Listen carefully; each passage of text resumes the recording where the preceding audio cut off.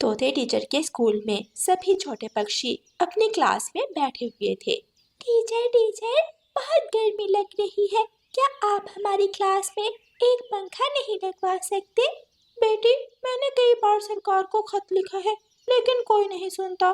मैं जानता हूँ, गर्मी के मौसम में बिना पंखे के पढ़ना बहुत मुश्किल है। टीचर, एक पंखा ही तो लगवाना है, क्यों ना हम सब मिलकर अपनी क्लास में पंखा लगवा लें। चुकू बेटा, आपने बिल्कुल ठीक बात कही, मैं भी यही सोच रहा था। आप ऐसे करना, कल अपने मम्मा पापा को स्कूल भेजना, मैं उनसे बात करूंगा। मम्मा, आपको तोते टीचर ने कल स्कूल बुलाया है। जरूर आपने कोई शरारत की होगी, तोते टीचर ने आपकी शिकायत लगानी होगी। नहीं मम्मा, हमारी क्लास में पंखा नहीं है, तोते टीचर ने आपसे पंखे के बारे में बात करनी है। मम्मा, तोते टीचर ने सभी के मम्मा पापा को बुलाया है, आप जरूर जाना कल स्कूल। मम्मा, बिना पंखे के बहुत गर्मी लगती है। अच्छा ठीक है बच्चों, मैं चली जाऊंगी। अब आप खाना खा लें और अपनी पढ़ाई मुकम्मल कर लें। पापा पापा, आप कल मेरे स्कूल जरूर आना, तोते टीचर ने आपको बुलाया है। क्योंकि बेटा, कल तो मुझे दूसरे जंगल जाना था, मैं फिर किसी दिन चला जाऊंगा। नहीं नहीं पापा, आप कल जरूर आना, सभी छोटे पक्षियों के मम्मा पापा कल स्कूल जाएंगे, तोते टीचर ने कोई जरूरी बात करनी है। फिर दूसरे दिन सभी पक्षियों के मम्मा पापा स्कूल पहुंच जाते हैं। तोता टीचर उन्हें ऑफिस में ले जाता है। एक बार आप क्लास में जाकर देखें, वहाँ बहुत गर्मी है और गर्मी का मौसम बढ़ रहा है। बिना पंखे के बच्चों का पढ़ना बहुत मुश्किल है। मैंने आपको इसीलिए बुलाया है कि अगर आप सब मिलकर एक एक सिक्का भी दें तो हमारे स्कूल में पंखा लग सकता है। तोते टीचर, हम स्कूल की फीस दें, किताबें लेकर दें या फिर तुम्हारे स्कूल में पंखे लगवाएं? तुम सरकार से कहो, सरकार लगवा देगी पंखा तुम्हारे स्कूल में। गौरी बहन, मैंने 2 बार सरकार को खत लिखा था, लेकिन अभी तक पंखा नहीं लगा। ज्यादा बोझ नहीं पड़ेगा, हम सब मिलकर ये काम कर लेंगे। मैं भी अपनी तनख्वाह से 5 सिक्के दूंगा। गौरी बहन, तोते टीचर ने ठीक ही तो कहा है, इसमें हम सबका भला है। हमारे बच्चे ठंडी हवा के नीचे बैठकर पढ़ेंगे, ऐसे वो दिल लगाकर पढ़ सकेंगे। लूसी कबूतरी भी मान जाती है। ठीक है, 2 सिक्के मैं भी दूंगी। रानू चिड़िया स्कूल में पंखा लगवाने के लिए 3 सिक्के देने के लिए तैयार हो जाती है। मैं तो कालू से बात करूंगी, अगर कालू मान गया तो फिर ही मैं बताऊंगी। ठीक है गौरी बहन, आप कालू भाई से बात कर लेना, किसी एक का तो फायदा नहीं है इसमें। हम सबके बच्चे इसी स्कूल में पढ़ते हैं, अगर हम सब मिलकर स्कूल में एक पंखा लगवा भी दें तो कोई फर्क नहीं पड़ेगा। टीचर टीचर, क्या बात हुई मीटिंग में? क्या हमारे मम्मा पापा स्कूल में पंखा लगवाने के लिए मान गए? बेटा जग्गू, सब मान गए, लेकिन आपकी मम्मा ने कहा है कि वो आपके पापा से पूछ कर बताएगी। चिंता ना करें टीचर, मैं पापा को मना लूंगा, मैं अपना हिस्सा जरूर दूंगा। इस गर्मी में बैठकर हम नहीं पढ़ सकते, पंखा लग जाएगा तो पढ़ने में भी मजा आएगा। कालू जी, सबने 2-2 सिक्के दिए हैं, चलो आप एक ही दे दो, हमारा भी हिस्सा पड़ जाएगा स्कूल के पंखे में। एक क्या, मेरे पास तो आधा सिक्का भी नहीं है, मैं कहाँ से लाऊं एक सिक्का? अगर इतने रुपए होते तो मैं अपने घर में पंखा ना लगवा लेता। पापा, क्या हम इतने ही गरीब हैं? कुकू और गुड़िया की मम्मा ने 3 सिक्के दिए हैं और आप एक भी नहीं दे सकते। जग्गू, चुप करके बैठ जा, बड़ों की बातों में नहीं बोलते। आपके इतने सारे दोस्त हैं, किसी दोस्त से एक सिक्का उधार ले लेना, बाद में वापस कर देंगे। जाकर बता देना तोते को, नहीं है मेरे पास कुछ भी और ना ही मैं दूंगा। जो स्कूल में फीस जमा करते हैं वो पंखा भी लगवाएं। कालू कौवा ऐसे कहते हुए गुस्से से घर से बाहर चला जाता है। तोता टीचर छुट्टी के बाद जमा किए हुए सिक्के लेकर रानू चिड़िया के पास आता है और रानू चिड़िया से कहता है, रानू चिड़िया, एक सिक्का कम है, अगर एक सिक्का और मिल जाए तो मैं स्कूल में आज ही पंखा लगवा दूंगा।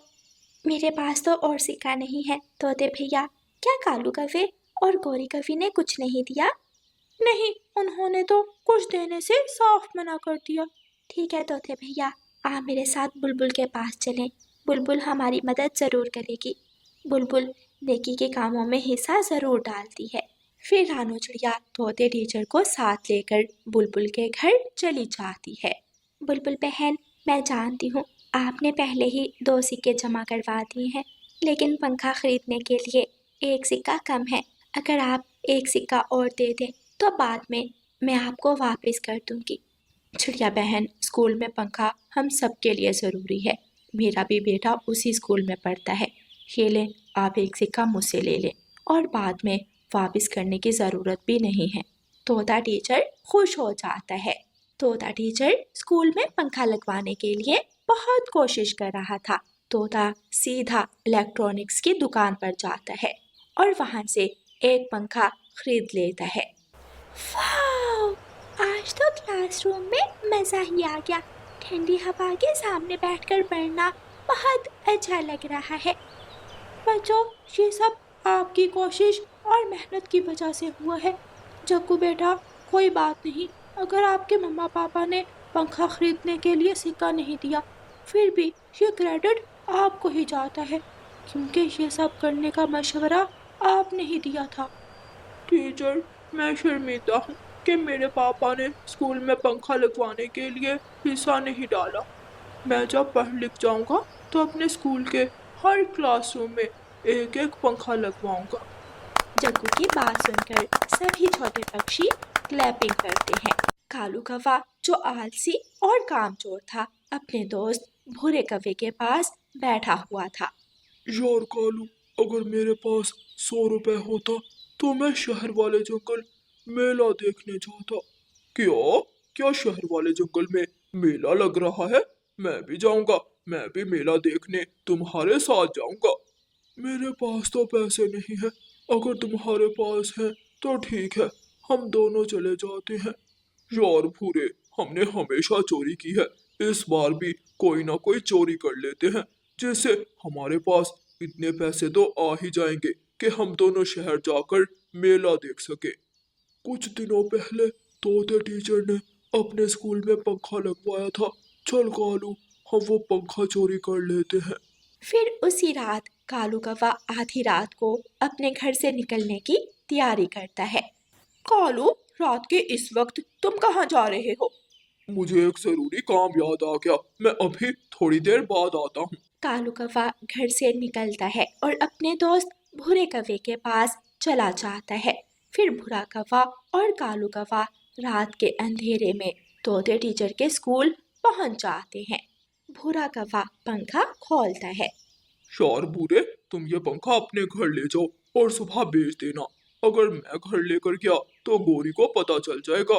वो शोर मचा देगी और जब वो स्कूल में सबको बता देगा कि पंखा हमने चोरी किया है। ठीक है कालू, सुबह मिलेंगे। फिर दूसरे दिन भूरा कौवा स्कूल से चोरी किया हुआ पंखा कबाड़ की दुकान पर बेच देता है। दोपहर के बाद कालू कौवा और भूरा कौवा ऑटो पर बैठकर शहर वाले जंगल मेला देखने चले जाते हैं। मैं बहुत खुश था। मैंने सोचा था कि कुछ दिनों बाद एक और पंखा क्लास में लगवा लेंगे, लेकिन जालिम चोर हमारा पंखा चोरी करके ले गया।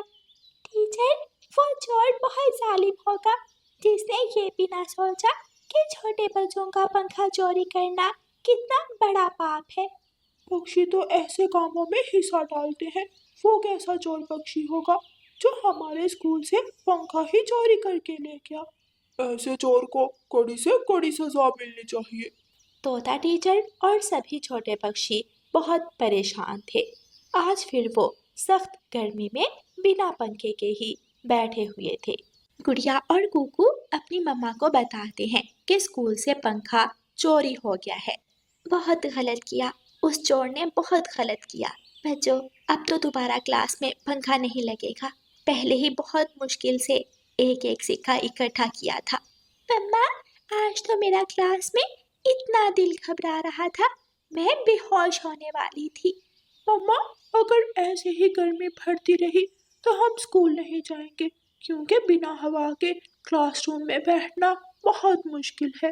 कालू कौवे और भूरे कौवे ने स्कूल से चोरी किया हुआ पंखा बेचकर जो पैसे कमाए थे, वो उससे मेला देख रहे थे। दूसरे दिन दोपहर के वक्त सूरज पूरे जोश से चमक रहा था। सख्त गर्मी थी। बैठे बैठे जग्गू कौवे को चक्कर आ जाता है और वो अपनी कुर्सी से नीचे गिर जाता है।